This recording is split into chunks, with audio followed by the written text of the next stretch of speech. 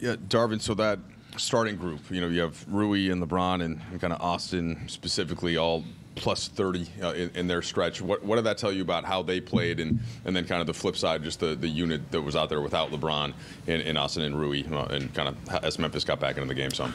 I mean, just the balance, making sure we were keen on our assignments with that starting group, and obviously the balance offensively that is in that group.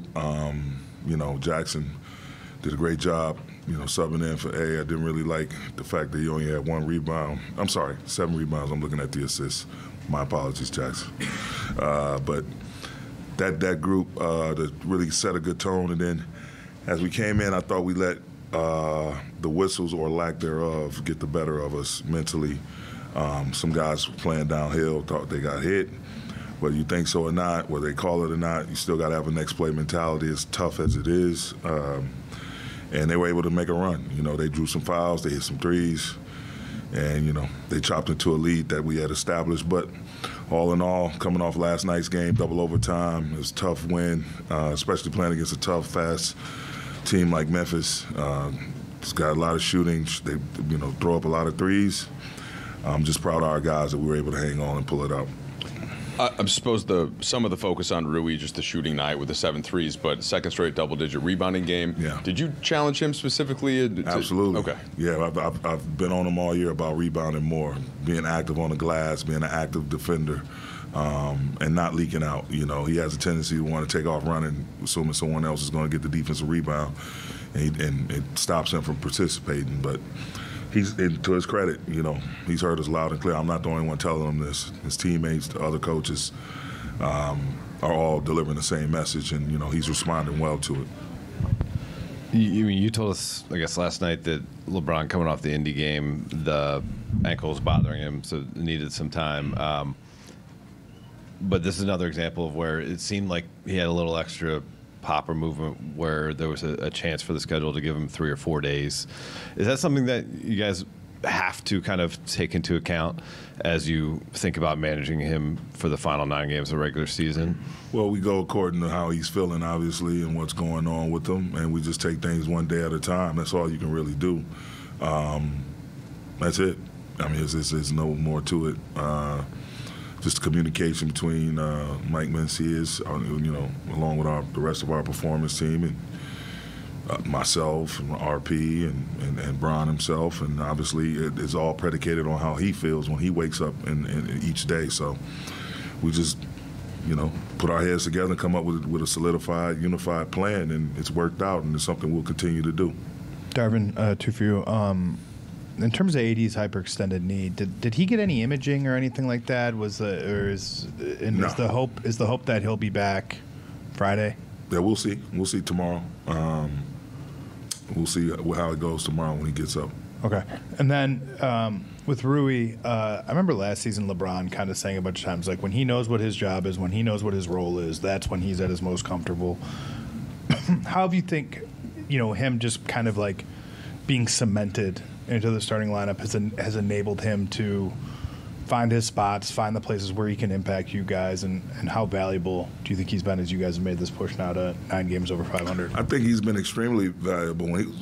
Excuse me, and clarity always helps performance. And so us inserting him into the starting lineup, it gives him a chance where the defense is not just focused on him. Him coming off the bench, there was times where they treated him like Bron. They know how he can definitely score at all 3 levels. He draws a lot of attention. And, without having those guys on the floor, now the focus and attention, he had 2.5, 3 bodies around him. And so now with him being in that lineup with Bron, AD, Lowe, and AR, there's really no one can really double team him or scheme for him.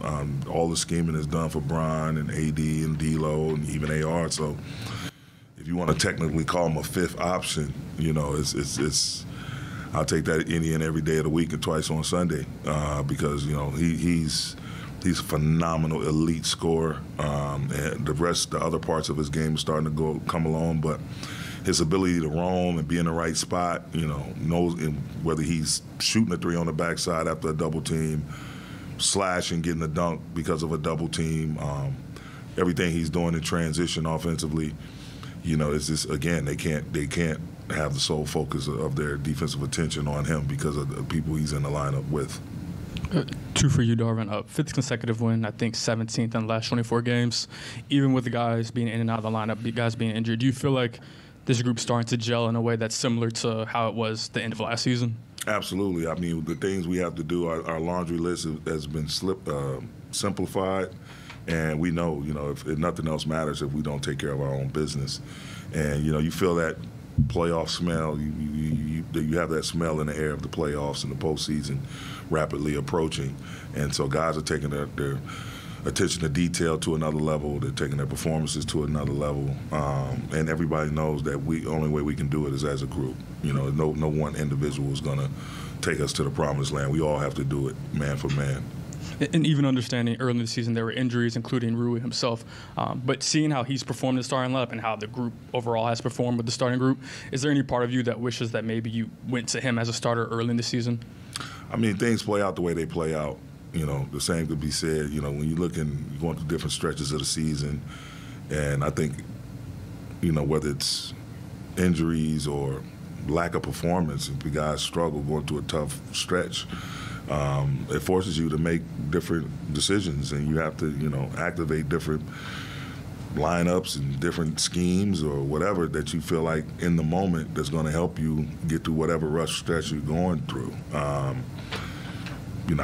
It's, again, injuries definitely would. Everybody agree that injuries would affect a rotation or minutes or something like that. Like, it's a real thing. It's funny because it was being reported like I'm just sitting in my office and just throwing stuff against the wall, like with a bunch of healthy players. Like, no.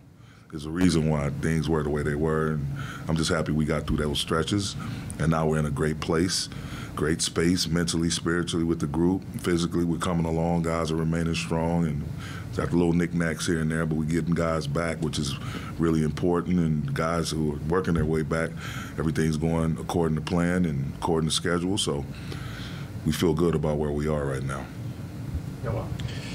Darvin, with Rui and the way he was getting his threes tonight, how much of that was them kind of having to give something up defensively versus you guys specifically targeting, okay, if they're going to help from here, Rui needs to be in this spot? Like, what was that kind of balance in trying to find him?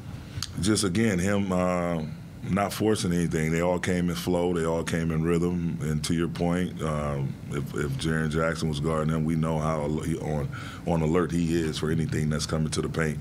So we just told our guys continuously attack the paint, attack the rim. Jaren is going to be lurking around the area. And if he's on Rui, just find Rui. Rui be ready to be shot ready, shot aggressive. That's happened with Rui and a couple of other guys, D-Lo. Brian, those guys, D-Lo coming off the pick and roll, AR going downhill, they're going to draw a ton of attention. So you just have to be in the right space at the right time and make a quick decision, not be indecisive. Darvin, you mentioned before the game, get your legs first quarter, build up to the second. Did it play out just about like that in that timetable? Almost, just about. We start getting our groove into the game, and again, this is a physical, fast Memphis team. They put a lot of pressure on you to execute, and you can't skip details. They're extremely well coached with Taylor and his staff, and so we knew coming off the game we had last night that this was not going to be a walk in the park. We had to come ready. So, just again, I told them before the game, just don't try to do it by yourself. Everyone rely on one another. Be ready to compete defensively from start of the possession to the end of the possession. Everyone participating offensively. Just take care of the ball. We'll get good stuff going. Just got to take care of the ball and share. Thanks, Coach. Thank you.